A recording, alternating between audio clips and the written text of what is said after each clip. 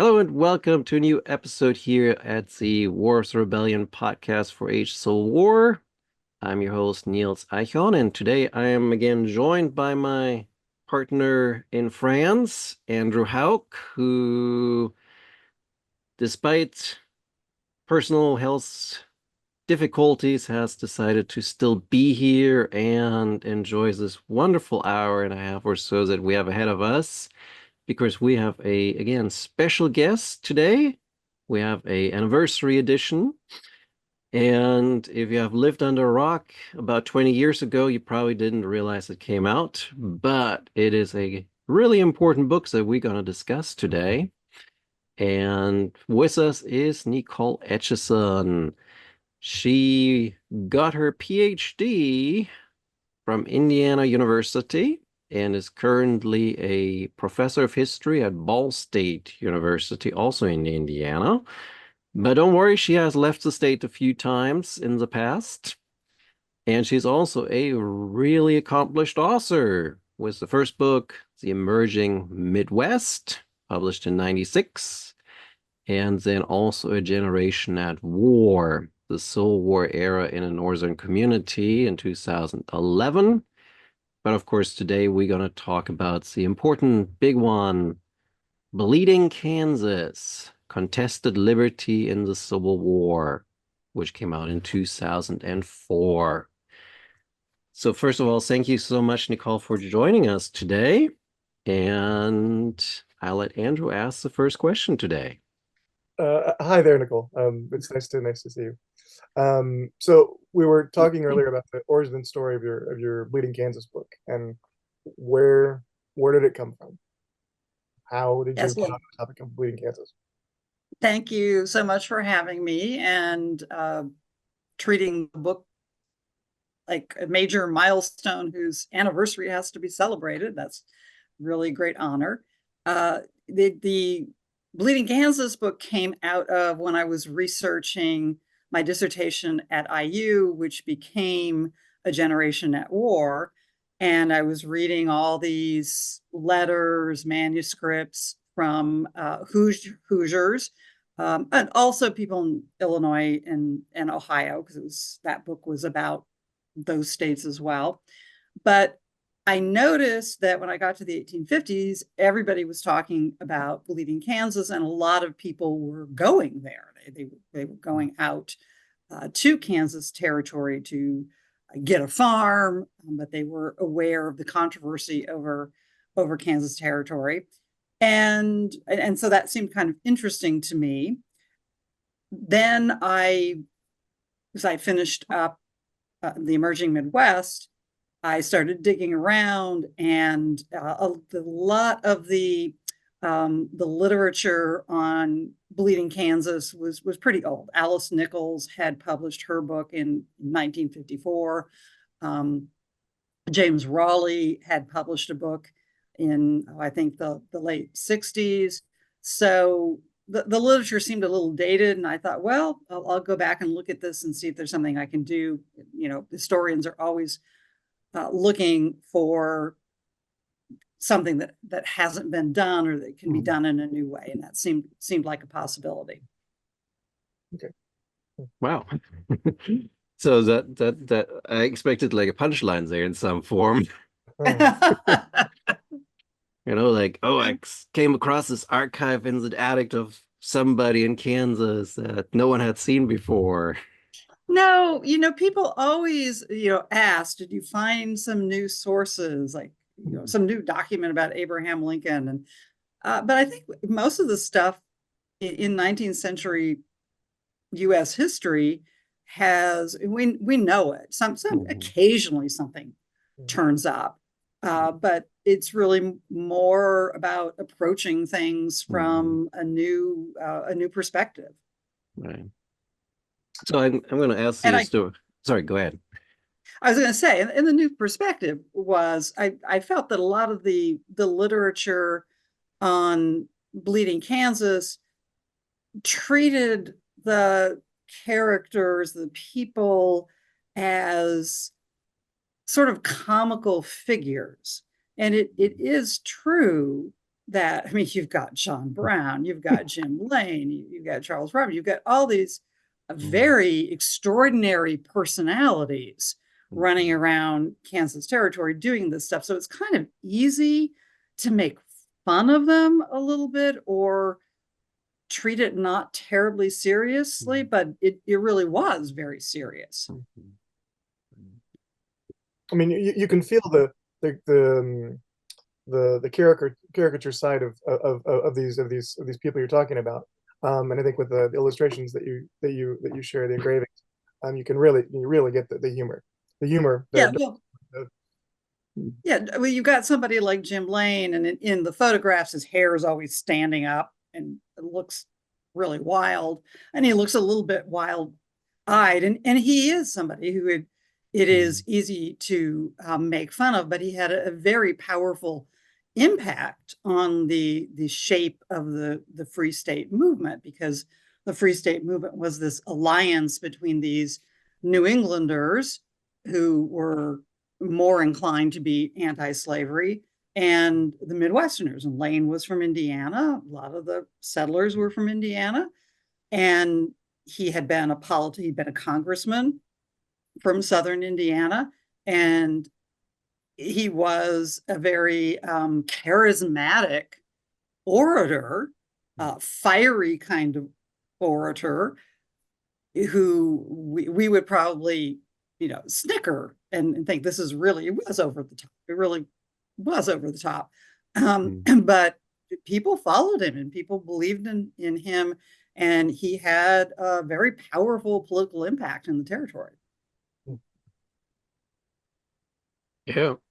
And well, I kind of want to start also with sort of a little bit of because it is a reflection in many ways of what you wrote, but also sort of a opportunity to kind of look back and see like what the impact is that you had on sort of the writing. So Andrew and I talked earlier today, and one of the things that I was curious about is sort of like how do you see your book appear in sort of textbooks, like textbooks for like the U.S. History Survey, but also textbooks like for the Civil War era? Do you see like the narratives that you have produced in Bleeding Kansas reappear?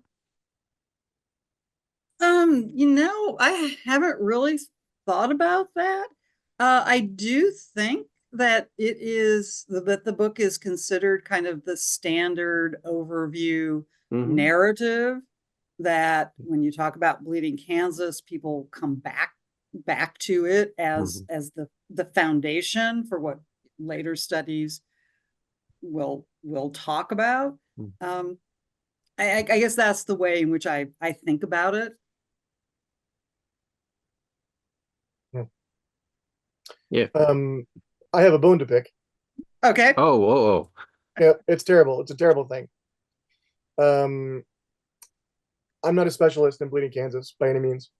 And I had some ideas, basic undergrad ideas, graduate school ideas, basic stuff.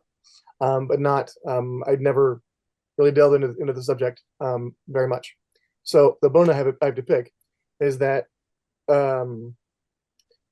you have shown how complicated Bleeding Kansas, the story of Bleeding Kansas was. I mean, it's how many governors and were the first soil people? What was the term liberty? What did liberty mean? What did democracy mean? Yeah. Anyway, so this completely scrambled all of my preconceived notions about Bleeding Kansas. Okay. And I guess it's a bone to pick, but it's actually a thank you because I learned a lot. So. Yeah, and I think that was, well, two things maybe in the literature before my book. One was, one of the ways in which people sort of didn't treat Bleeding Kansas seriously was, why are they fighting about slavery when there are no African Americans out in the territory? How can this? So it's sort of like this is kind of ridiculous. So we can't really take this seriously. And then, of course, one of the big issues that I continue fighting to this day is is all John Brown. You know, Yeah. everybody gives John Brown the credit. And of course, in Topeka and in the state capitol, you've got the John Stewart Curry mural with Brown, you know, like a Christ figure with his arms spread out, and he's towering over everything else. And so when people have maybe, Andrew, what you call a sort of simplified version of Bleeding Kansas, it's John Brown came out there and it was all about him. And one of the things I really wanted to emphasize, Brown's really a marginal figure. And he is important in that the murders at Potawatomi take the conflict in a direction that the Free Staters really did not want it to go, many of them. He's a catalyst, and then he goes on to Harper's Ferry, and that has great impact on the coming of the Civil War. But a lot of people, all they know about Bleeding Kansas is John Brown, and the Free State Movement was not John Brown. He wasn't even a member of it, and it's far more complicated than that. Well, sorry. So did you find it when you were putting this book together that you were in some ways kind of responding to or reacting to Ken Burns? No, because I didn't think about Ken Burns at all. Really? Okay. I mean,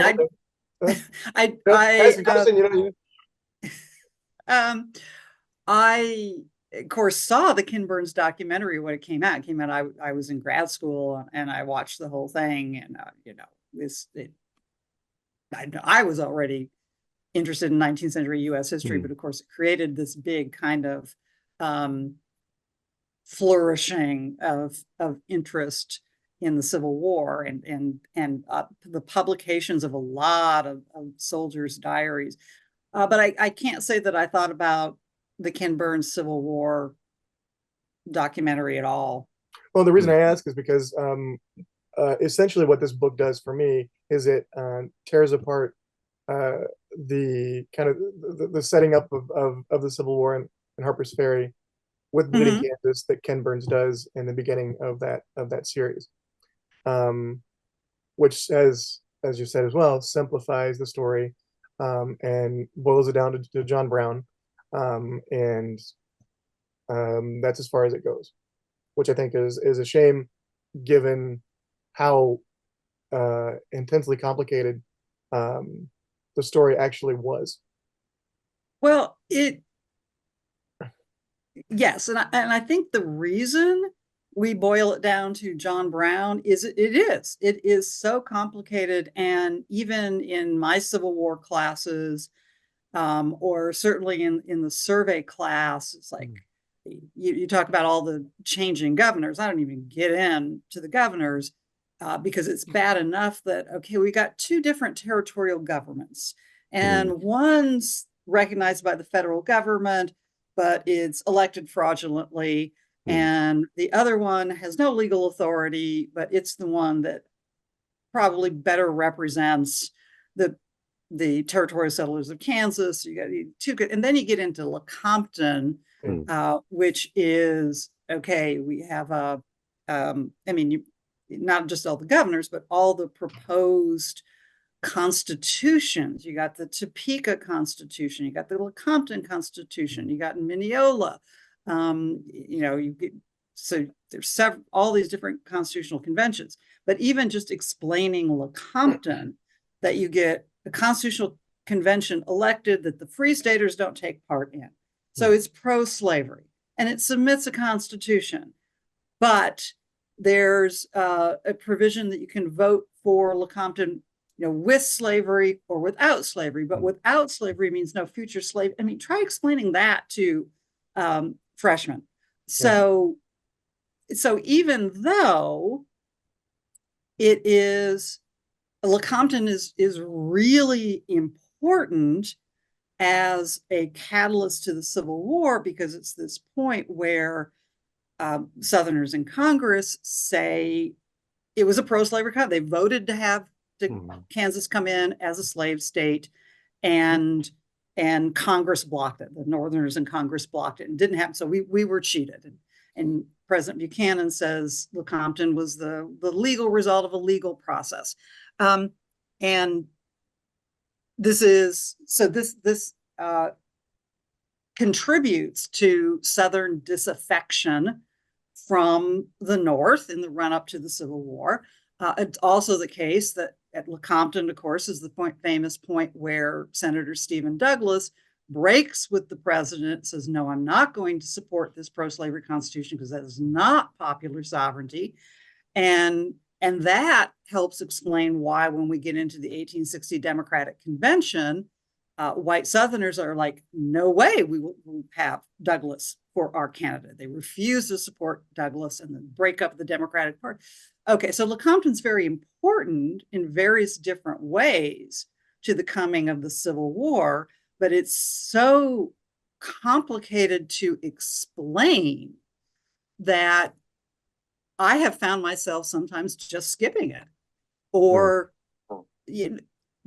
sometimes I just say, okay, we have one of these mixed up elections in Kansas, so we get a pro-slavery constitution presented to Congress. And don't ask about the details because it's way too complicated to try and get in that part about white Southerners are unhappy they don't get Kansas as a slave state in 1858. And they're mad at Stephen Douglas because he doesn't support Kansas coming in under Lecompton. But it's just much easier to say John Brown killed people in Kansas and then he went to Harper's Ferry and killed more people, and white Southerners we can't trust the North. And that's what brings on the Civil War. Well, we might all end up having to teach that soon. I will say, though, I do, when I still taught the U.S. survey in sort of the traditional kind of fashion, I did talk about Bleeding Kansas, I did talk about Lecompton, and I always did it in the way of the votes, right? McGee County and Oxford County. Like, this is how many people lived there. This is how many votes were cast. To kind of drive home to the students, like, how fraudulent these elections were. And then, like, the numbers for, like, this the people who voted in this one referendum supporting Lecompton. Here's the people that voted against Lecompton. And now Congress can decide which one do they want. Famous actors and presidents and all sorts of famous people voting for right on the voting registry. Cincinnati city directory. Yeah, that's fun. That's a fun detail. Yeah, and I tell the students the voters managed at Oxford and McGee to sign in alphabetically. I mean, it's amazing, right? Voted in alphabetical order, just copying the names out of the Cincinnati directory. So how did you discover that it was it already well known that it was the Cincinnati directory, or did you find that? Oh, I think that's fairly well known. Okay. Right. Yeah, because I pulled that. I think I pulled my numbers from Freeling's Road to Disunion, and that came out like 5 years before your book, 6 years before your book's the first volume. The first volume, yeah, definitely. Oh no, that was the second volume. That would have been the second volume. Second volume, I think, came out after my book because I was on a panel with Bill Freeling. Yeah, I don't remember. I think it was. Yeah. No, but it's. I mean, it goes back to this larger question that is at the heart of some of the struggles you have of this territory is supposed to be the pinnacle of popular sovereignty. Yes. And every election is exactly the opposite of that. Yes. And I think the numbers that I use particularly are that first March 1855 election of the territorial legislature, where we have the census, and the census says there are 2,905 eligible voters in Kansas Territory, and the pro-slavery party is winning the elections with majorities of 5,000 or 6,000 votes. So clearly something's funny going on here, and then you just continue to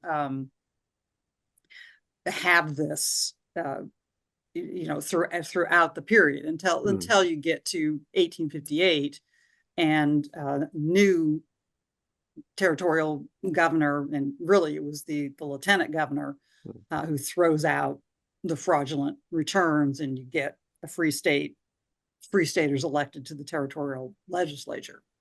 Yeah, and this was, this book came out, and I was working on it right around the time of the 2000 election. And so now we are in, since 2000, we've had a very good sense that the democratic processes don't always work smoothly. Just the mechanisms. You get hanging chads, you get machines that don't work. But at the time the book came out, that was just really, you had elections, and there was not a lot of controversy on how the votes were counted. So at the time, the book did sort of highlight fraud and issues in elections that Americans hadn't thought about for generations. Yeah. And now we're thinking about all the time. Yeah, I was gonna say, it's like it feels interesting when you look back, like, right, in the last 8 years, right, of like, oh, fraud in election. It has become the conversation. Yeah. And I mean, what you had in the 1850s was genuine fraud, and genuinely trying to. I think what we've had a lot in the United States is a lot of talk about fraud, that when there are there are, I'm here in Muncie, Indiana, and we had a city councilman who lost his seat because of absentee ballot fraud. So it really does happen. He was filling out absentee ballots for elderly people, which you are not supposed to do. finally state caught up with him. But then we have preoccupations with other kinds of fraud. Andrew may know this, but Indiana pioneered in the voting ID. Many states, Indiana, Kansas, you have to show your driver's license in order to vote. And this was something Indiana pioneered to stop in-person voting fraud, which is extremely rare. And when that was argued in front of the United States Supreme Court, one of the justices asked the state of Indiana, so how many cases of in-person voter fraud do you have? And the state's answer was none that we know of. One in 1820. One in 1820. Yeah. But the state passed this, and many other states have passed this. So, so like final follow-up, and then I hand it over to Andrew too. I'm feeling like I'm dominating today. No, these are good questions. I mean, no, but I kind of sit back and relax, enjoying conversation. This is great.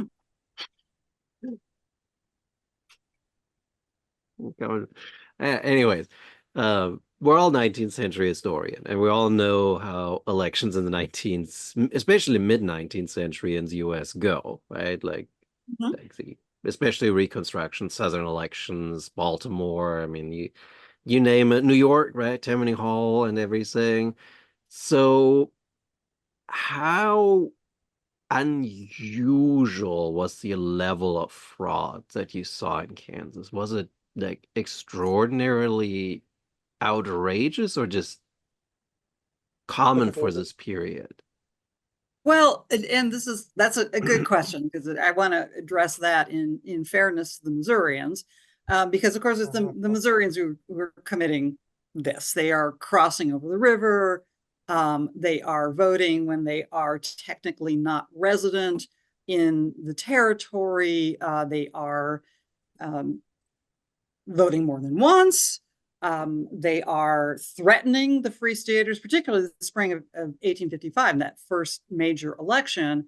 a lot of the problem was that the people from Indiana or Iowa who had come into the territory were threatened and asked how they were going to vote, and the Missourians were armed and they were drinking, and that was common particularly at Western and Southern elections. It was the George Caleb Bingham, the county election painting where it's all male. There's a guy who's so drunk he's falling over. An enslaved person who's serving drinks to somebody else. So these elections were raucous. There were fights, and there was a lot of drinking. The candidates are treating the voters. So and it was also the other thing. The point I want to make is that particularly on the Western frontier, it's very common to come in on the day of the election and vote because you've just moved to the territory. There aren't any residency requirements. And in fact, there are free staters who show up in Lawrence on the March 30th, 1855 election and are taken to the polls to vote. So it's not just the Missourians who aren't respecting the residency requirements. In 1855, the requirement was that you were supposed to be a resident of the territory when you voted. So people will come in on that day and say, hey, I'm resident here today, and I might stay or I might not. But they didn't have these stiff residency requirements.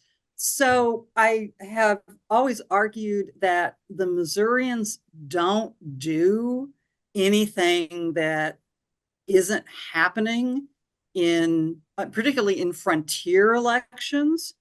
And in fact, if you look at the congressional testimony about that election, when the congressional committee comes and takes testimony on what happened, and a lot of the Missourians will just say, well, this is what we did back in Kentucky. I don't see what the big deal is about. This is the way elections are. The free staters make a big deal about the violation of the sanctity of the elections. And I do not know. I suspect that elections are maybe calmer in New England, maybe more sedate, and that there may be an element of genuine shock at how violent and drunken and all this it was.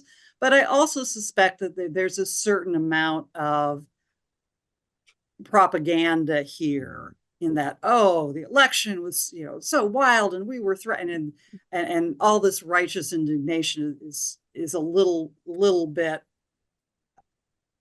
exaggerated because they're making their political point that they've been denied the right to vote.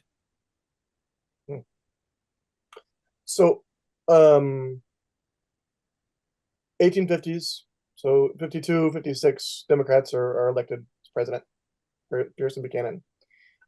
How important would you say Bleeding Kansas was in the grand scheme of things for the 56 election? Well, it was so important that one of these territorial governors, John Geary, he's dispatched out there to make sure that the Democrats win the election. To go back a little bit, 1854, popular sovereignty and the Kansas and Nebraska Act, that's the Democrats. That's all their big idea. Kansas territory is the northern part of the Louisiana Purchase. It's north of the 3630 line. It is not supposed to have slavery. And so when Stephen Douglas gets the Kansas and Nebraska Act passed, he has upset the apple cart. He's introduced this idea that, okay, slavery can go in there. It'll be popular sovereignty. Let the people decide. That's the great American way, Douglas says. And when that doesn't work out smoothly, when you get these elections where Congress is coming to investigate them, And I guess the thing I should say about, the Missourians come over and they vote. And as I said, they don't do anything that maybe they hadn't done on other places on the Western frontier, like Kentucky, but they did it with the whole country watching. Everybody is looking in 1855 to see what happens in Kansas territory, how this popular sovereignty thing works. And so when it is a mess, and you do get these two separate governments, when you have the pro-slavery party takes control of the territorial legislature, but on top of these election results that are obviously questionable, and then you have the New Englanders and the Midwestern settlers who say, okay, we going to form our own government. This is a bogus territorial legislature. It's not legitimate. We're going to go over here and do our own thing. And you're setting up for clash. And you have weak territorial governors. Wilson Shannon, who is there in the summer of early in 1856, is basically an alcoholic, and he was a fairly inept Ohio politician even before he got out to Kansas territory. So you don't, Andrew Reeder, the first territorial governor, essentially went over to the Free State side. Then you get Shannon, who is basically incompetent. So Kansas is turning, into a mess. And April, May of 1856, as you know, Charles Sumner gives his big oration in the Senate, The Crime Against Kansas, and goes on for something like 6 hours about everything that the Democrats have done wrong in Kansas. And the fighting hasn't even started yet. He can do this whole lengthy oration about how the Democrats have messed up. Kansas isn't even fighting yet.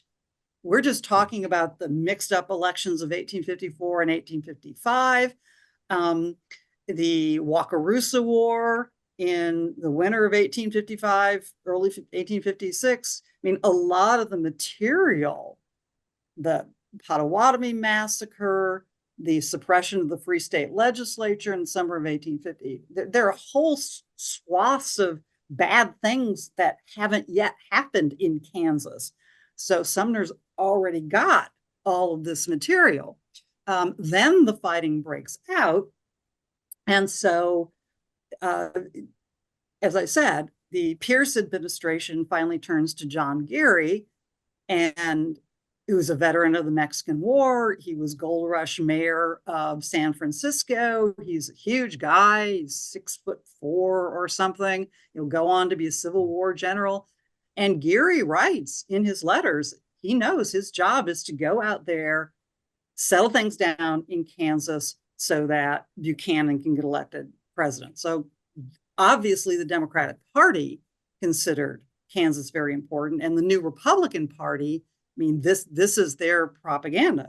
They're the ones who are touting this story of bleeding Kansas because it is an indictment of the Democratic administration. Kind of a follow-up. Niels, do you mind if I ask another question? Yeah, go ahead. And this is not in the book, but it's kind of, I saw a couple of references to the Crimean War. Yes.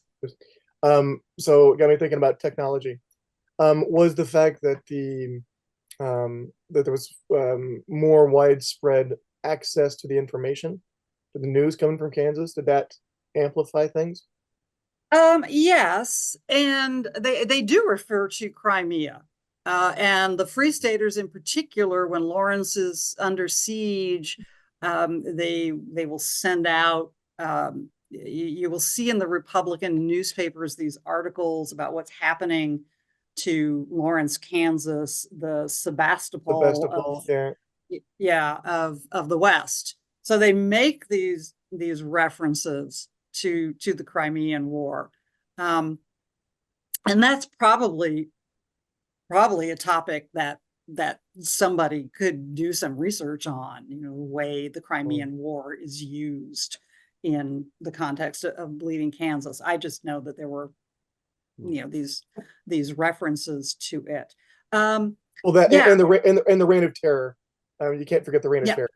Yeah. Sorry, just got to get the French Mountain, of course. Best of all, Reign of Terror. So the French side of things. Sorry. Anyway, continue. Sorry. But as for the news getting back and forth, I mean, there's a bit of a delay. And Robert McGlone, if you know his book, John Brown's War Against Slavery, he goes and very kind of meticulously tracks everything. And so, for example, I mentioned Sumner. We know, John Brown is down there in southern Kansas, and Lawrence is under siege in May of 1856, and Brown and his party are on their way to try and help relieve the siege of Lawrence. And they find out before they get there that Lawrence has been, what the Republican newspapers will call, sacked, has been attacked. The attack is a lot less devastating than calling it a sack makes it sound. But Brown knows about what's happening in Lawrence, and then there's been this controversy or question about whether he knows about the attack on Charles Sumner. Charles Sumner has been caned in the U.S. Senate, and McGlone goes and tracks, how the telegraph operates and time turnarounds and all this, and basically concludes that Brown and his party, they know about Lawrence, but they don't know about Sumner. Okay. And then that got me to thinking when was it Reeder who escaped and made his way back through Illinois, Detroit, and then on his way to Washington? Would the news of his would his account of what was happening in Kansas have arrived in Washington considerably faster than he did? Probably.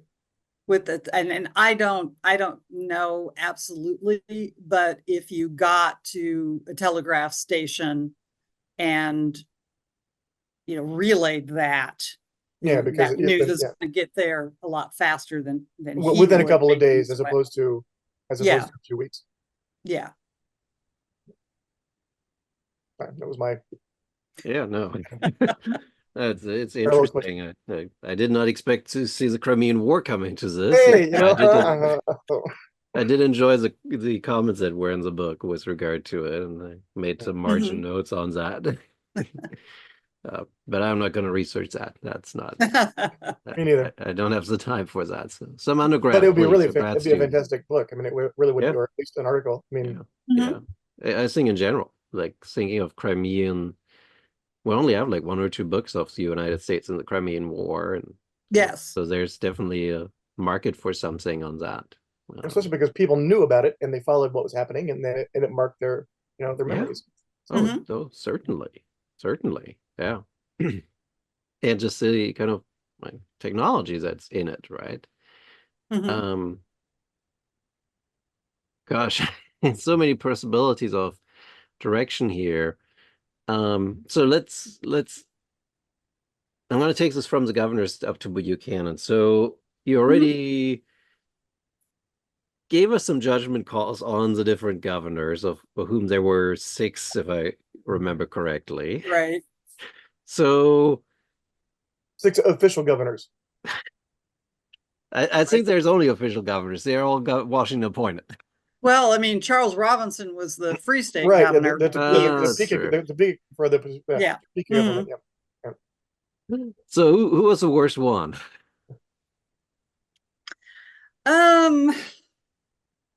Probably Shannon. Okay. That was a drunk, right? Yeah, he definitely was way in over his head, and mishandled the conflict in the winter of 1855-1856, when the first time the Missourians come and surround Lawrence. And then Shannon goes back in summer 1856.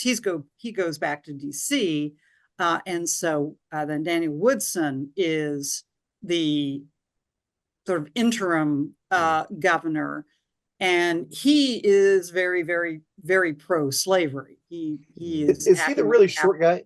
Is he the one who's barely 5 feet tall? I don't know. One of the people you talk That's about. a Napoleon complex, I think, that's coming out There with was the a person French who's there. 5'1" or 5'2", something. In contrast to Geary, who's Gary towering above everybody else. Remember, it's a very big guy. No, I don't know. I mean, what I remember about Woodson is that he was very flagrantly favoring the pro-slavery side. And so when and he's the one who orders the military to suppress the meeting of the Topeka legislature in the summer of 1856. And then what they do is throws the military under the bus, essentially. That the Colonel Sumner, Edwin Sumner, I think he's a sort of distant relative of Charles Sumner, but Colonel Sumner is the one who goes in to Topeka and tells the Free Staters that they can't meet, which the Free Staters then present as, that they've been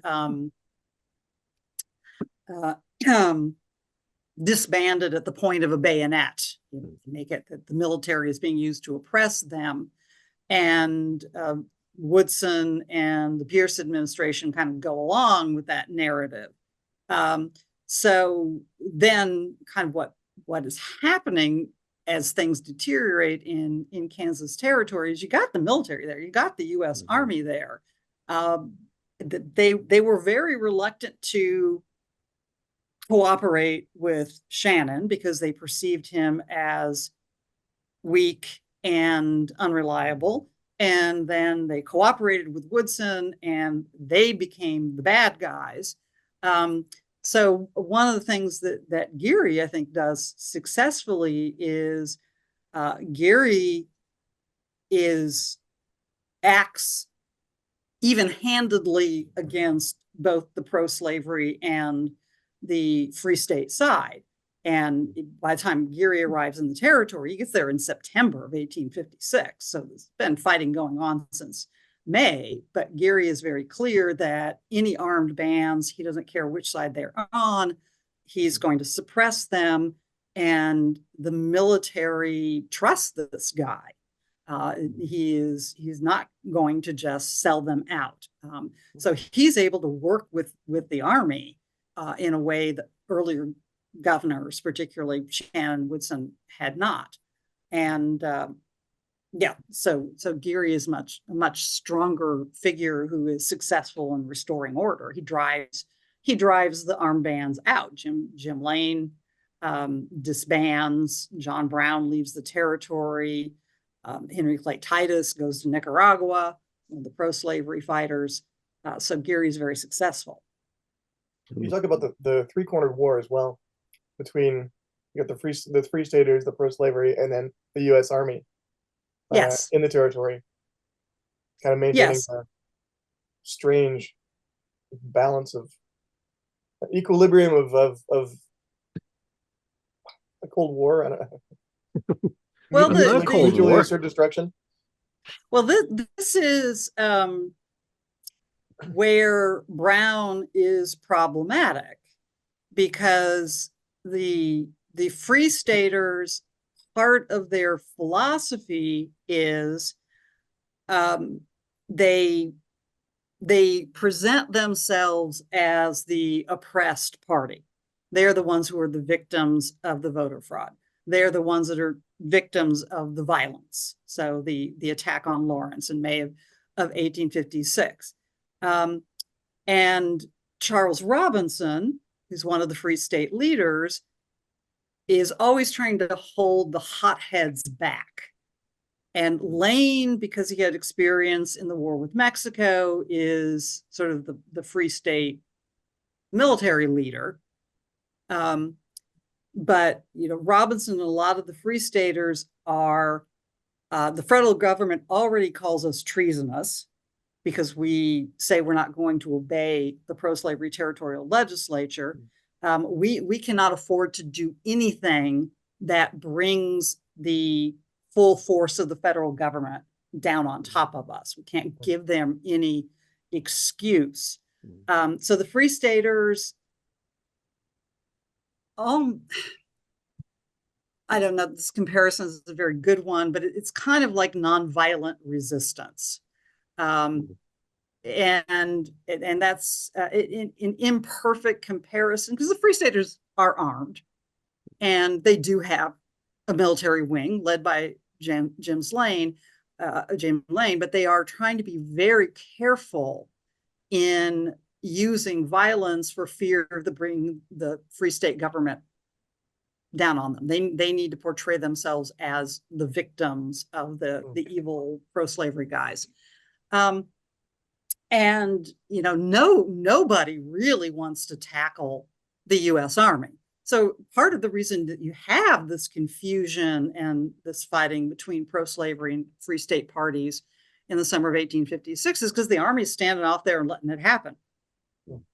And you read again the messages from Woodson and Shannon before him to the military officers saying, hey, I need your help. And these officers are like, yes, I will consider your request. I have to consult. I mean, they're stalling. They don't want any part of dealing with these guys. And when Geary comes in and says, okay, I need you to do this, as I said, they trust Geary to support them. And so, yeah, when the military comes out and starts breaking up these bands, then that's what does it. So you can say it's a three-cornered war, but it's really pro-slavery, Free State bands against each other, and the military on the sidelines. And as soon as the military comes into it, all of these guerrilla bands are like, oh, we don't want to deal with these guys. We're going home. Well, it's also getting out of territory. And then the fact that even though numerous people were arrested indicted for treason, they never got a treason count to stick. Yeah, that's part of what makes it seem kind of comic that Charles Robinson gets arrested for treason, John Brown Jr. gets arrested, and you have this and since we want to have the French angle, they're being held in a camp, and it's the Bastille on the prairie. I forgot about that. Yeah, that's great. Yeah, that's what they call it. Sarah Robinson, Charles Robinson's wife, is writing all these. She's a major propagandist for the Free State cause, and so she's writing these things about the Bastille. And actually, they're seeing their families. There was some cruelty. John Brown Jr. famously was in shackles and marched through the heat and the dust. But once they're under guard, it's fairly open. People are coming to visit them. And then the Pierce administration tries them for treason and for usurping office. And Charles Robinson is tried on the grounds that he had claimed under this Free State Topeka Constitution to be the governor of Kansas State, because they were saying that Kansas, the Free Staters had decided it's a state. And so the legal wrinkle is, how can you usurp an office that doesn't exist? Federal government says Kansas is a territory, not a state. So he claimed to be governor of something that doesn't exist. So that doesn't go anywhere, and they drop the other cases. But this is all part of Free State propaganda and Republican propaganda in the summer of 1856. The Pierce administration is oppressing the Free Staters. Crazy. I'm kind of dominating the questions. So Niels, go ahead. No, actually, I was going to go back one answer because of the U.S. Army angle. Because I'm like after the Civil War, I can think of like all these strikes that the U.S. military gets involved in against other white people. But I'm kind of like I'm a little hard pressed before the Civil War. Is there ever an instance where the U.S. Army, outside of an international war like the war with Mexico or the war against the British, actually fights or engages in kind of riot suppression against white people? I was going to say, well, you got the Indian Wars. Yeah, Seminole and all that. The Utah War, Oh 1857. yeah, of course. Yeah, that's the biggest military expedition between the Mexican War and the Civil War. Right. And I don't know, this is sort of off track. Did you see this new Netflix series, American Primeval? What was the name? Yeah, that sort of starts with the Mountain Meadows massacre, but totally wrong. Benjamin Park talked about that on Blue Sky. He gave a pretty good rundown with a blog post. Yeah. I thought about that as well. You were talking about that. Yeah, I watched that and I thought, well, it's clearly supposed to be the Mountain Meadows massacre, but this is nothing like what actually happened. Well, you have to look that up now. Yeah, and then it's an interesting watch, but it's you need to make sure that it is a work of fiction. Yeah. And I got out a map because Brigham Young kept going to the trading post. Now I'm forgetting the name of the trading post. All during the series, Brigham Young keeps popping up at the trading post. And I finally looked it up, and it's hundreds of miles. I thought there's no way from Salt Lake City to. And then did you notice that they used the term Sevastopol for the fort that they decided to burn and destroy at the end, so nobody could use it? Yeah, that's the trading post. I'm trying to remember. Yeah, so the Crimean War again, and it's even used in the series. Yeah. Well, I didn't notice that. I just started thinking about. I don't think Brigham Young was traveling all that way. It was Wyoming, from Wyoming to Utah. I mean, that was a long. That was a long trek. Yeah. Oh, Hollywood. So, this is kind of showing my lack of knowledge. Both Pierce and Buchanan were single-term presidents. Pierce had, all sorts of family issues. He's an alcoholic. His son had been killed. Was Kansas, what was happening in Kansas, one of the potential reasons that he decided not to run for re-election, or was he even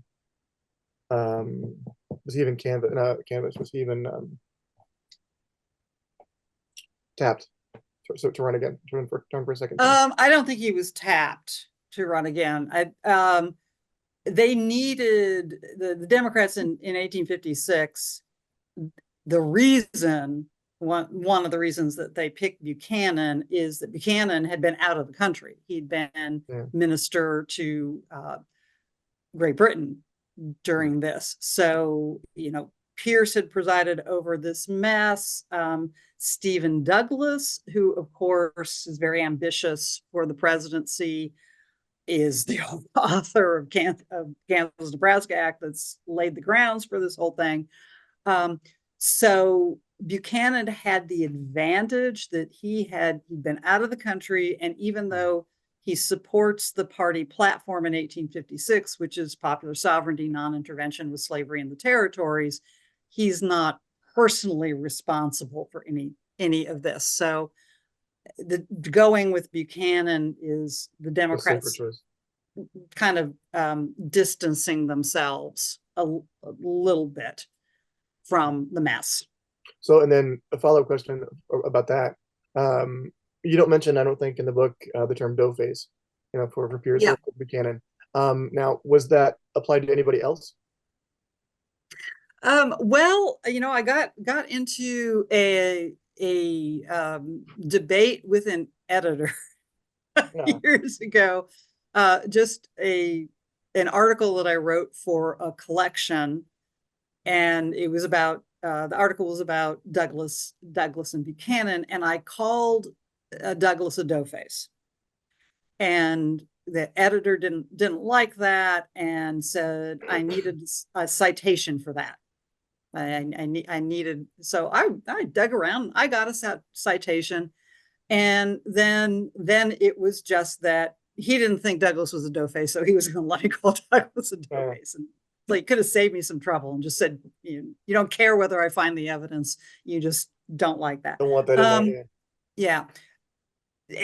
Buchanan was much more of a doughface than Douglas. Douglas does get a spine during the Lecompton crisis. There's a point at which Douglas isn't going to be, pushed.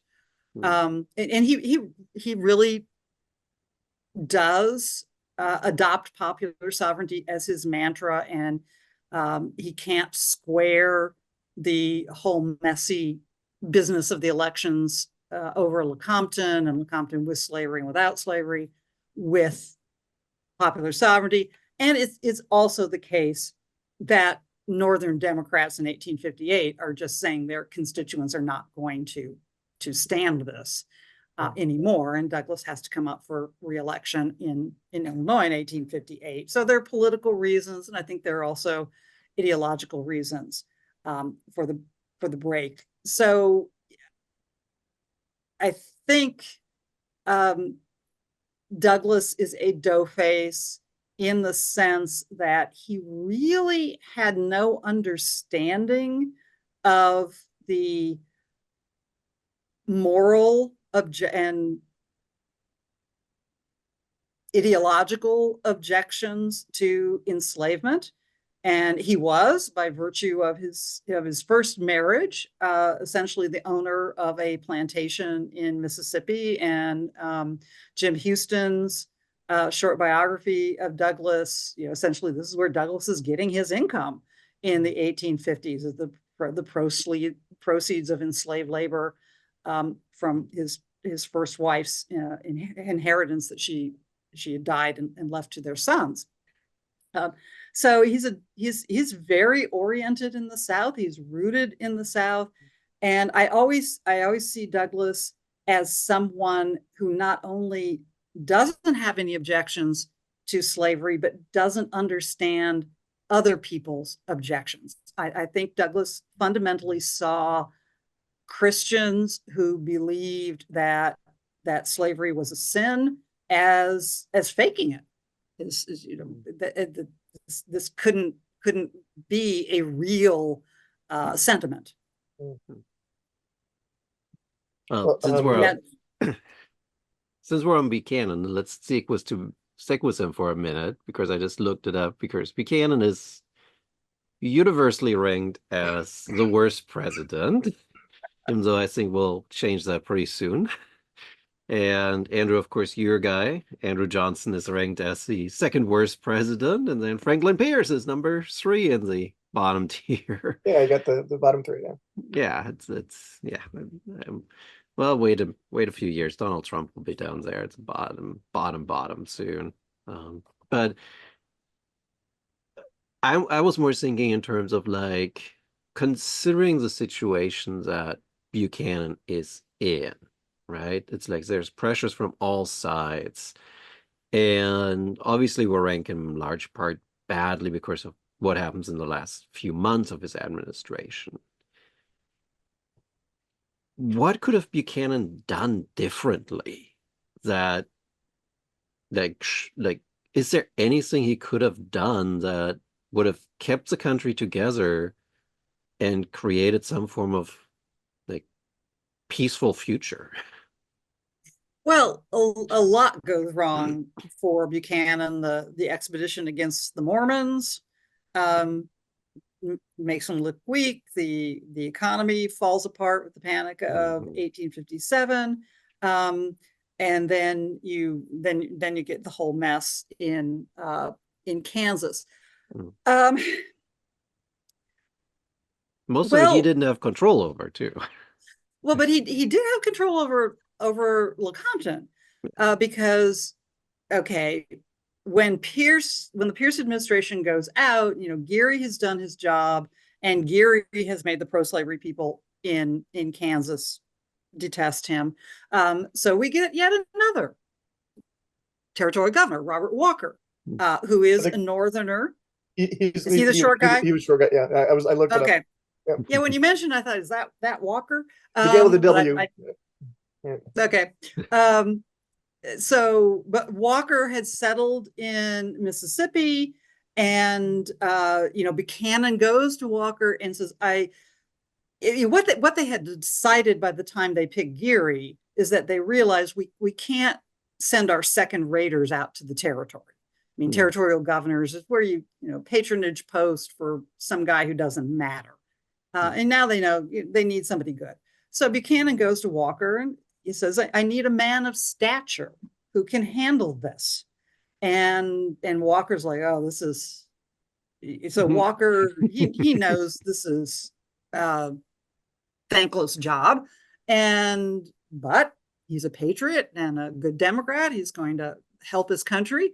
But he wants assurances.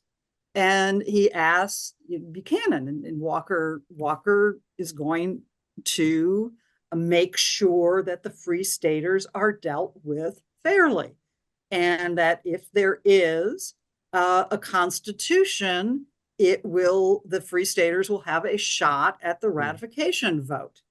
And Buchanan tells him, yes, absolutely, he will support Walker. So Walker goes in, and the pro-slavery settlers and delegates at Lecompton, there's no way they want this thing submitted for an up and down vote. And just to back up a little bit, the Lecompton Constitutional Convention was elected in 1857, and the Free Staters sat out that election.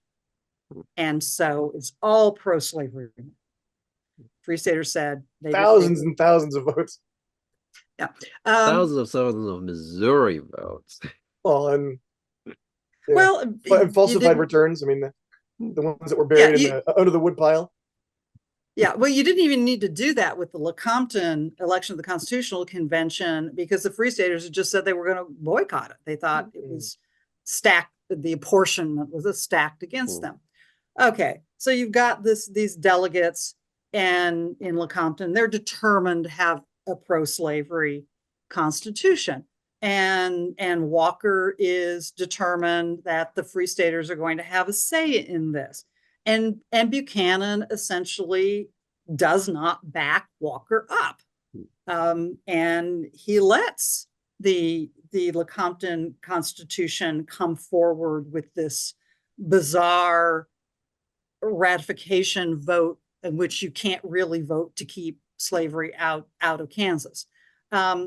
So Walker goes back to DC to argue with the president. So I would say that's one thing that Buchanan did wrong, is he did not stick to his guns with in backing up Walker. Then when the Constitution comes into Congress, Buchanan is desperately trying to find a way to get this pro-slavery Constitution through Congress, and it's just politically the best. Well, they can't even get the Democratic Party to support it. The Northern Democrats won't support this, and this is Douglas's famous break with the president.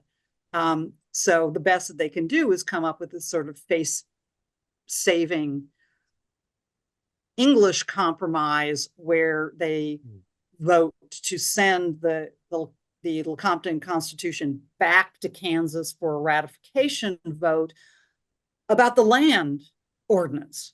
I mean, supposedly has the problem with Lecompton has nothing to do with slavery, but they've asked for too much public land, so it has to go back. And at which point we finally get a fair up and down vote on Lecompton. So I would say Buchanan didn't support Walker as he had promised to do, didn't handle Lecompton very well. And that doesn't even get into the problems with him saying, Dread's, the Supreme Court is going to issue a decision that's going to solve all our problems. And just makes everybody madder. Dread like that. Yeah. And sending troops out to Utah and then having to sort of back down in a kind of humiliating compromise with the Mormon Church. Well, and then of course Harper's Ferry and all that. Yeah, and you can't really blame no. Buchanan for Harper's Ferry. No. But I mean, it was part of the it's part of the equation. Yeah. Right. So I'm always struck by one of the things that again and again came up in this conversation, right, in your book, that you have this continuous cheating that is going on in these elections. When in most of the cases, the outcomes these guys wanted didn't require cheating.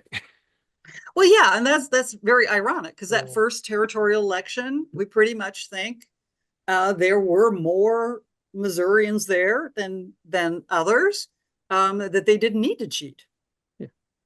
Yeah. Now, by the time you get into 1857, 1858, yes, they would have needed to cheat.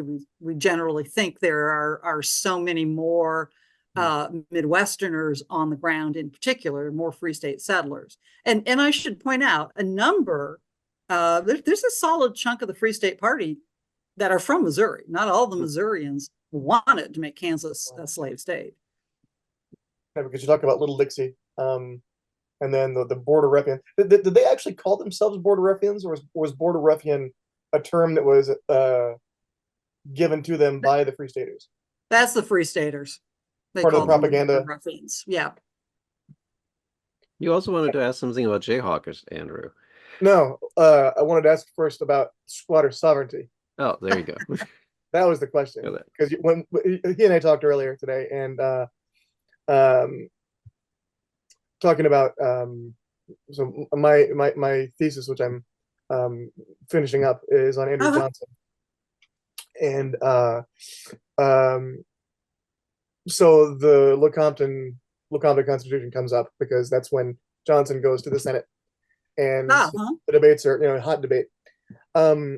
And one of the issues that one of the linguistic things that I was wondering about is the term squatter sovereignty, because sometimes it's capitalized, sometimes it's not, sometimes it's in quotation marks, sometimes it's not. Was it a derisive term? Oh, yes. Okay, so it was okay. So and then all right, that was because that was one thing that I didn't find clear in the opening part of your book, and I wondered. It actually gave me pause, because I thought, if it's not a derisive term, then my understanding is kind of is twisted and backwards. Yeah, well, of course, squatter, that term goes back to people who came out and colonized on the public lands before, or even, before they'd been acquired from the natives. So you were squatting on that land. So it's a derisive nickname for popular sovereignty. Douglas talks about popular sovereignty, talks about non-intervention in the territories, another term for popular sovereignty. But the Republicans, non-Democrats will, say squatter sovereignty, just going out there. It is a way of making fun of this idea of popular sovereignty. Okay, right. And I think there's a reference, and I'm trying to remember whether it's Lincoln or somebody else who talks about Douglas having squatted down on squatter sovereignty. Well, there are a lot of good puns as well. The word play between these people, with these, it's just fantastic. Mhm. I like the sound on the goose as the kind of secret handshake. Yeah, we did a lot of looking into where that phrase comes. Chris Phillips, in one of his books, he said "sound on the goose," and I may have repeated this in my book, that that became known as the goose question because getting Kansas was like getting the Christmas goose. That was a prize that the Missourians had not expected, since that territory was supposed to be free. And then went on later and did more research and kind of come up with the theory that goose question was a very common phrase in the 1800s having to do with politics, because geese wandering in the streets was a common civic problem. So if you were a local official, if you were running for city council or something, you might be asked how you were going to vote on the goose question, how you were going to vote on this issue of what to do about all the geese who are running around. I don't know about where you guys live, but in Muncie, we're on a river and we have a goose problem. You will frequently find the traffic is stopped while the geese are going across the road and you're waiting for them to get across. So goose question and the idea, are you sound on the goose question? Are you supporting the right side on this? Seems to have come out of just sort of 19th century politics. This is a common issue that people have opinions on. Now, the reason that I know the phrase is not because of this. It's not because of this, but it's because of Andrew Johnson. Okay. In 1859, 1860, he was kind of torn between an Upper South Democrat who Jacksonian in principle, but didn't get along with his Deep South colleagues. Right. We got along better with his Western colleagues, like Stephen Douglas. And the question was, is he sound on the goose? And sound on the goose was used in kind of a mocking way of Johnson, because Johnson was in the Senate, a place where he shouldn't have been because he was poor. And the goose was apparently one of the tools used as a tailor. Oh, So, okay. So there was the pun, and it was used repeatedly across the North, at least, by Democratic papers about Johnson being sound on the goose, Johnson being pro-slavery. Right. I think it is in Kansas that the goose question becomes associated specifically with the issue of slavery. Yeah. Yeah. So it's a really interesting to come from birds and geese, the problem, all the way to using that as a pun, talking about an instrument used by a tailor. I find that just extraordinary. So going back for a second, so what was the right answer to the goose question for the local politician? In about the real geese? Yes, I want to know. Is it like the real answer is kill them or you get rid of them somehow? Okay. Yeah, because The they're a goose nuisance. You eat them. Goose is great. Yeah, why not? Yeah, unless they are like somebody's geese that are wandering around. Oh yeah, unpenned in. Yeah. Yeah. If you don't mark them, that's fine. Oh my gosh. But actually, I'm going to piggyback on your question, or kind of part of what you just said, Andrew, with regard to Andrew Johnson being Southern or Western, and that sort of, I guess when you wrote the books, this was not yet a big issue, but it has become a bigger issue of sort of the West, the West with regard to Civil War history, right? Like, I mean, of course, we had James McPherson's book already, that Kansas mattered because, but then like it disappears, right? It kind of goes away, and the West sort of fades as the Civil War kind of takes hold. So how do you see your work as sort of this intersection between Civil War history and Western history? Well, as you said, the sort of new idea that the West is important to the Civil War. When you mentioned, Andrew, the Three-Cornered War, I was thinking Megan K. Nelson's Yeah, book that's what I immediately thought of as about the well. far Southwest, and I thought, Yeah. oh no, I don't think I'm going to be able to answer that question. No. But so we had all of this literature on the West as a theater of the Civil War that's important to the outcome of the Civil War. I believe it's Gary Gallagher who just kind of says, piffle. Yes. The Civil War is decided in Virginia, in Georgia, on the coast. And I certainly think the issue of slavery in the territories is a crucial part of bringing on the Civil War.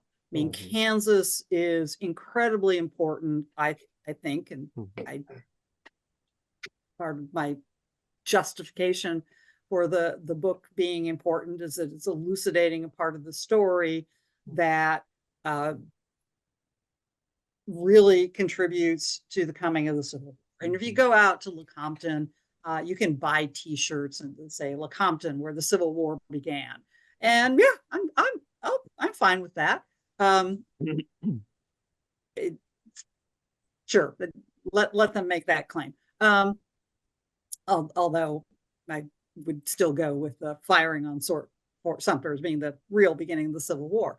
But I agree with Gallagher that when you get into how the Civil War is fought and which theaters are important to deciding the war, yes, there's a whole lot of stuff that goes on the Kansas-Missouri border during the war, and that is certainly important in its own right. But I don't think that decides the war. I think Lee and Grant and Sherman and McClellan and all those people are deciding the war. Was one thing I was going to, now Daniel Sutherland in his book on the guerrilla conflict, and which since he wrote that book, that has taken off as a whole new subfield, or maybe not new subfield, but certainly grown. There's a lot more literature on that. And Sutherland starts with Missouri. It's Missouri that sort of dissolves into guerrilla war first. And so that's very important. But I do think that the crucial elements in fighting the Civil War and determining how the Civil War comes out are to the east. When you say east, of course Dan had to come up. Well, but are you saying east as in east of the Mississippi, or east as in east around Washington, Virginia? Well, east of the Mississippi. Yeah. I would say Georgia is important. Yeah. The campaigns in Georgia, Mississippi, that's important to the outcome of the war. Yeah. Well, as a Dan Sutherland graduate, I appreciate that you put his name in here. Yeah, it's a great book. Well, I said mostly through his Whistler stuff when I was there. Yeah, when he won the Tom Watson Brown Prize, that was actually what he talked about, was James McNeill Whistler. So it was yeah, he said, well, I won for this book on guerrilla war, but I really have been working on this. That's what he talked about. Oh, you gotta love Dan sometimes.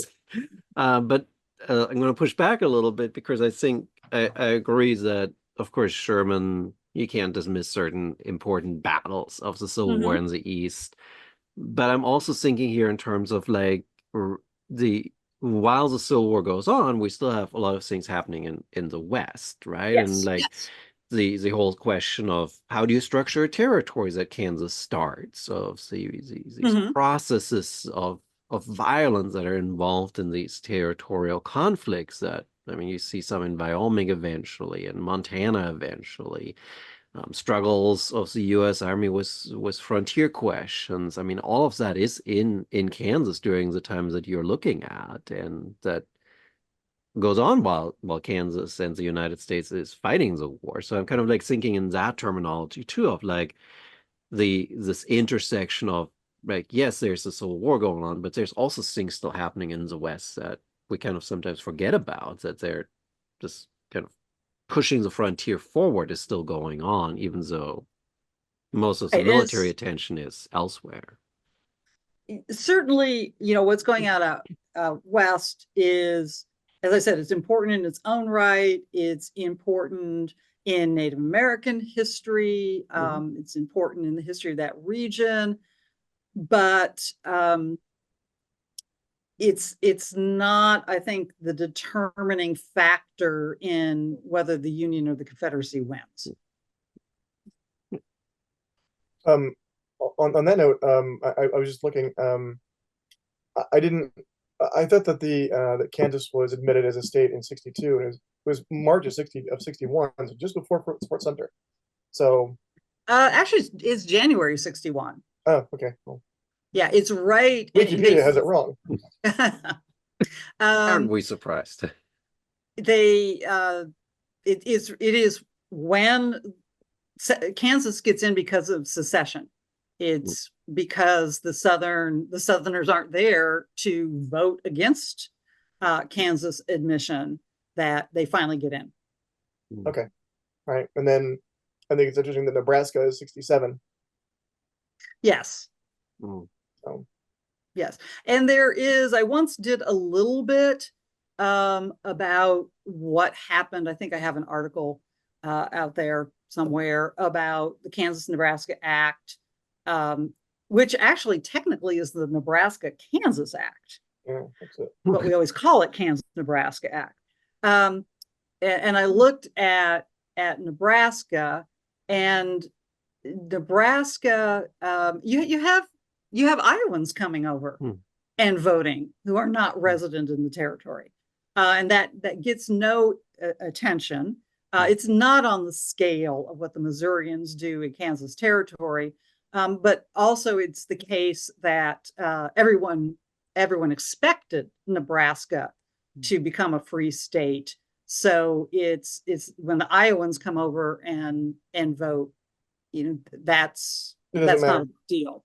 Yeah, it's this sort of high profile way that the New Englanders say we're going to come in and save Kansas for freedom, and then everybody sort of got there watching what's happening in Kansas, and it's Kansas that really explodes with all these problems. Quick follow-up on that, Yeah, because as you asked this question about Nebraska, and then the Nebraska-Kansas Act comes up, when I was doing my dissertation research long time ago at this stage, I remember I came across an article where it was somebody who works on like German American migration into Nebraska territory, Iowa, and not very scholarly actually, but they made this claim that apparently a newspaper or so tried to convince people that the U.S. capital would be moved to Nebraska to be in the center of the country in the 1850s. Have you ever just come across something like that? I've heard that. No, I can remember discussions of that when I was a kid, that why shouldn't the capital be in and I think they said Kansas, you should be in the middle of the country, and Rosemarie Zagari did, like, her very earliest work on the early national period was how they had this idea that state capitals should be in the center of states. And, of course, Washington, D.C. was more or less in the middle, of the colonies, and, came out of the deal that Hamilton and Jefferson and Madison made in the 1790s. Yeah, but I don't know that I've seen too much talk about that in the 19th century. Well, there was an episode of Last Week Tonight with John Oliver 7, 8 years ago, Oh my God. where they were talking about states investing in fiber optics and communications, for building up server farms and things like that for internet stuff. And there was a movement apparently to move the kind of the organizational center of the United States, if not the capital, to somewhere like Kansas or Kansas or Nebraska or somewhere. It was right in the middle of the country. And they talked about North Dakota being important as well. There was some talent. I don't know. Yeah. So. Yeah, North Dakota isn't exactly central, and really, really, I don't know if the tourists want to go to North Dakota when it's 40 below. Yeah, it's flat. I'm not sure you want to go in the summer either. I had a question kind of about terminology, and I think it'll be my last question actually. Okay, so the title of the book is Bleeding Kansas, Contested Liberty in the Civil War Era. What is your take on the term liberty as it goes with Kansas? Well, Lincoln said we all talk about liberty and we all mean something different. And so the Southerners, white Southerners, meant their freedom to own other people and to take those people as property into the territories. African Americans, and I think this is, one way in which the work by people like Kristen Tegmeyer Ortel and Kristen Epps and Diane Moody Burke, who have all looked at African Americans in Missouri and in Bleeding Kansas, and that has really fleshed out, I think, added on to my work. But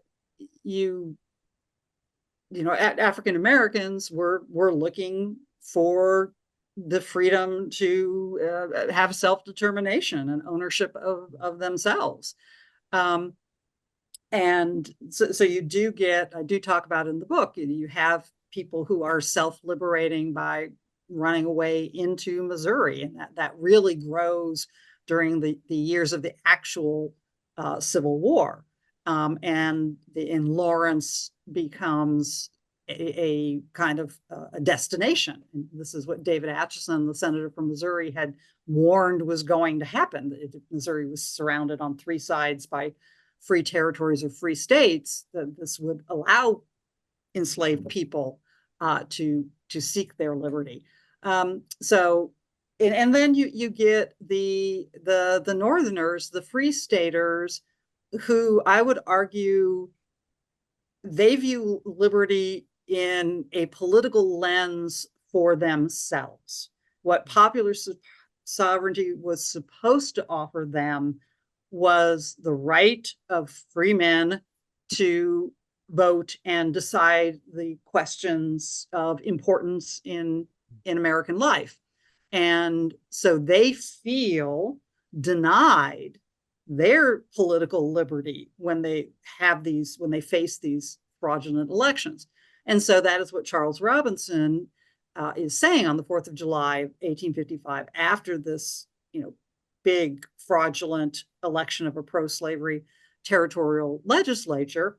He says the question is not just whether we're going to see slaves in Missouri, but whether we are going to be slaves ourselves. So this idea that by being denied their political rights, northern white men are being politically enslaved to this slave power, capital S, capital P.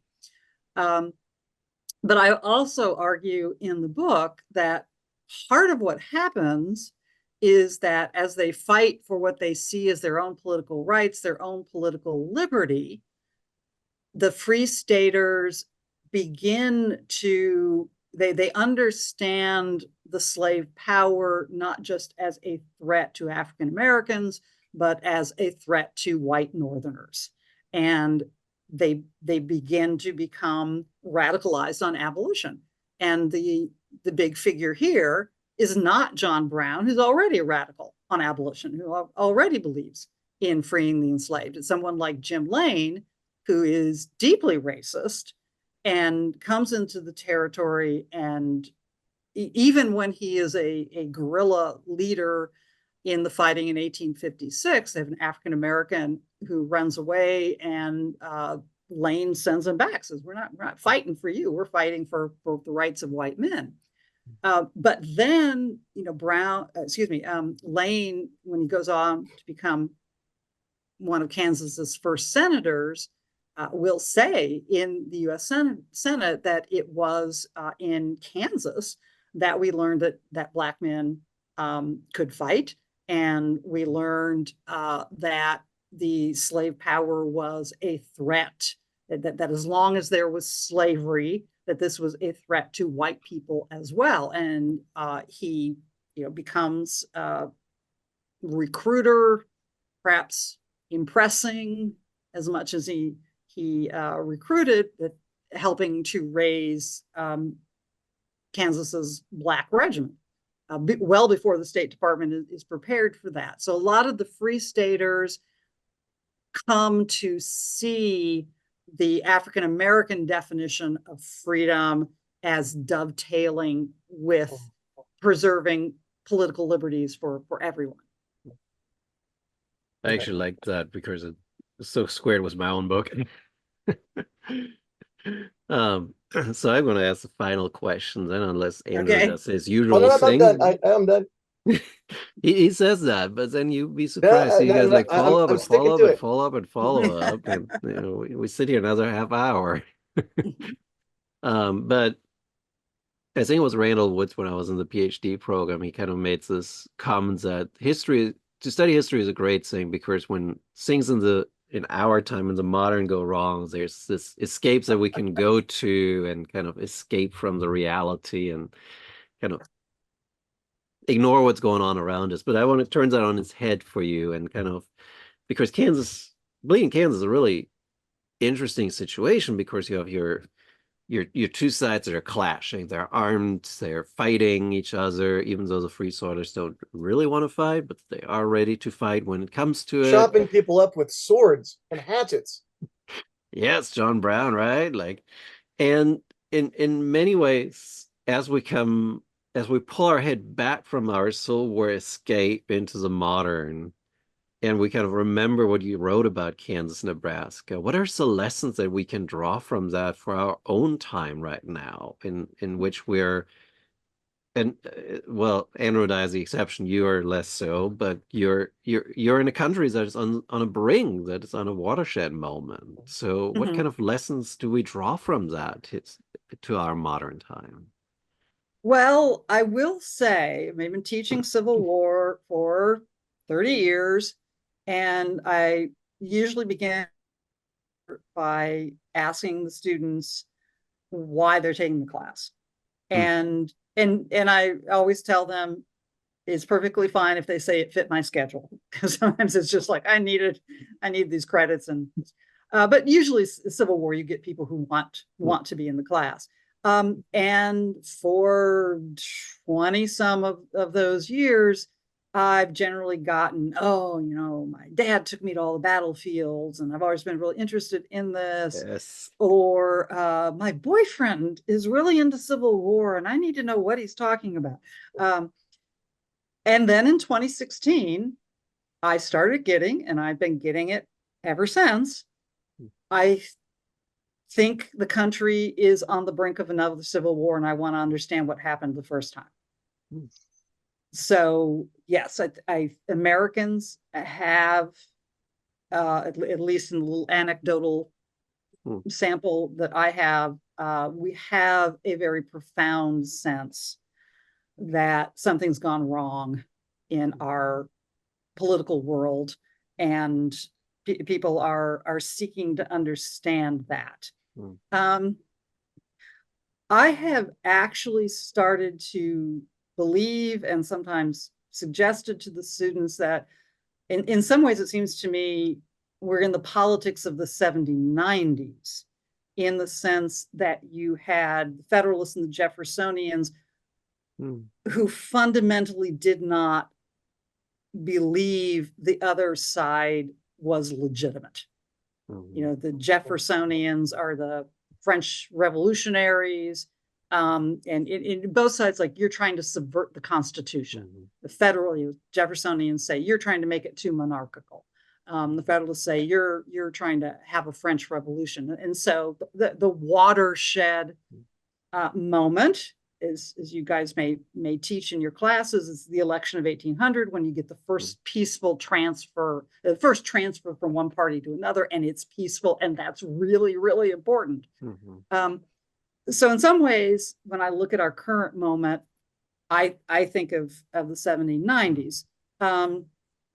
Also, you may remember in 2016, in his first term, Mr. Trump self-identified very much with Andrew Jackson. And I had a conversation with an Uber driver who was driving me to the archives in a big city where I did not live, and found out I was a historian. And he went, "So what do you think? You know, you think President Trump is like Andrew Jackson?" And so I struggled with that question. That's a hard question. Well, you know, I actually feel like this beginning of this second term is really Jacksonian. In the sense of, and partly I'm teaching the survey this semester, I'm reading the textbook chapter on Jackson. It's talking about the mob that comes to the White House. And these aren't the establishment figures, and he fires the cabinet, and he's got these unofficial advisors, and everything seems really chaotic. And I'm like, yeah, I think there are some parallels there. I don't know that we should overstate the parallels. So what are the Bleeding Kansas parallels? Well, back again during Mr. Trump's first administration, David Blight held a conference at Yale and invited a bunch of people to come and compare the 1850s to the current day. Kind of this, are we in the prelude to a new civil war kind of theme. And one funny thing that I noticed, you know, Richard Blackett was there from Vanderbilt, and, you know, people were listed by, you know, us historians, we were listed by our university. On the initial draft of the program, I was the only person where it said my name, my institution, and the town. And I may be reading too much of this, but it was kind of like, well, who the hell's ever heard of that? Where is that? So it's like Ball State, Muncie, Indiana. It's like everybody else, we've heard of it. So as a Midwesterner going to, you know, one of the coasts, I'm like, oh, they don't know anything about the interior, so they've got to identify this. And I don't know if that's the case or not. But the other thing was, as Blight himself mentioned to me, I was apparently the only person who tried to grapple with the question. People's expertise was the fugitive slave law. They talked about the fugitive slave law. They didn't try to relate it to today. I did. And I will probably never eat lunch in New Haven, Connecticut again.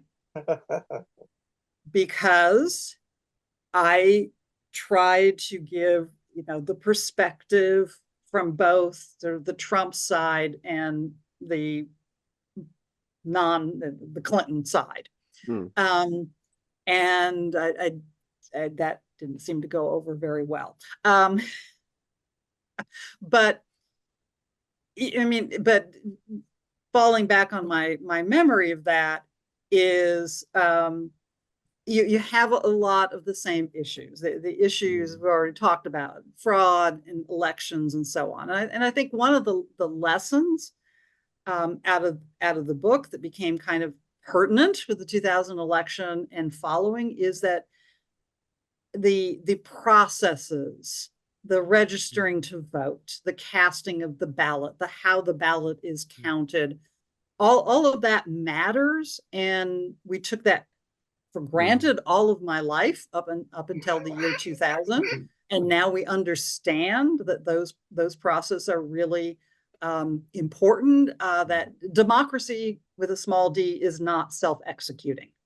It has to work through these processes, and you have to make sure that the processes are fair.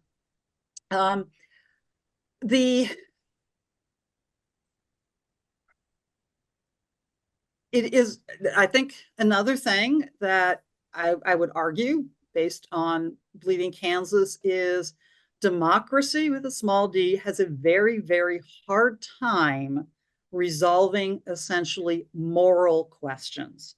You can be Stephen Douglas and you can say, I don't care which way you vote about slavery. But John Brown cares. I mean, this is essentially a moral, and there are lots of people who cared.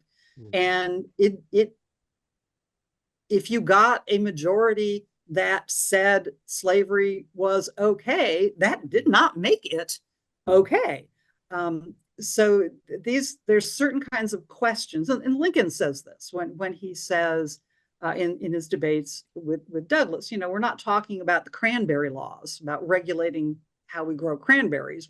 We're talking about something that is a fundamentally moral issue. And although Lincoln is willing to abide by the constitutional settlement, he always says this is a different kind of an issue.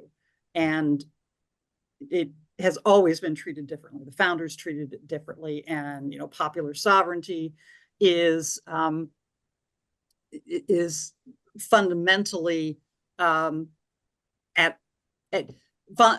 popular sovereignty is saying something is okay that is fundamentally at odds with our political values.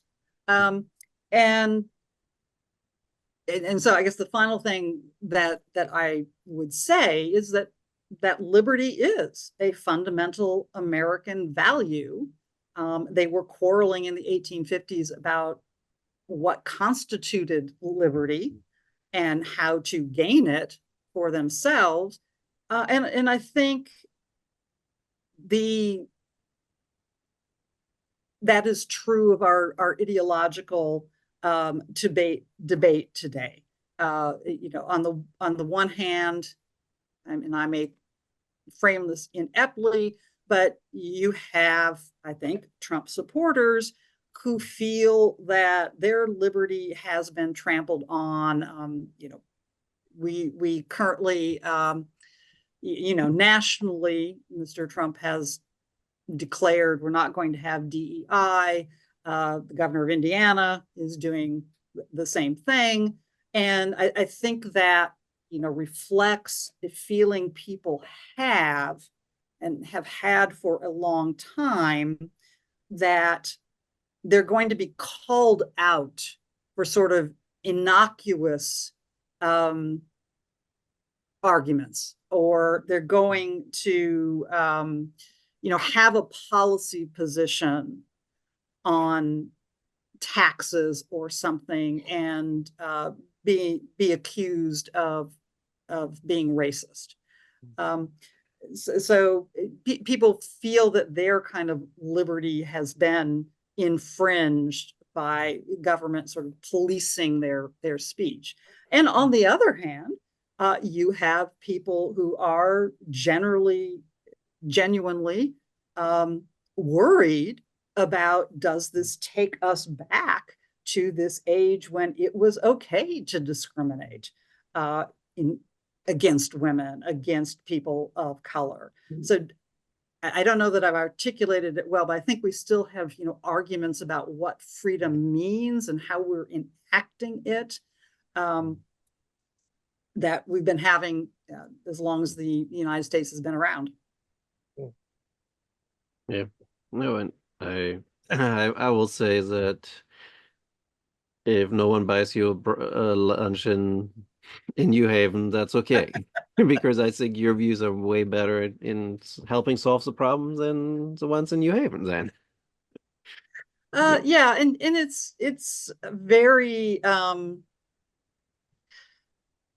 it's really discouraging. I would just say one of my formative memories, my mother and her favorite sister were totally opposite politically. And they would sit at the dining room table and they would argue about things. And at a certain point where they were going to lose their temper at their sibling, one of them would say, "I need a cup of coffee." And that was the signal to Right. halt the discussion, cool off, and come back later. And my son and I do that now. We're at opposite views, and our safe word is how are the Colts doing?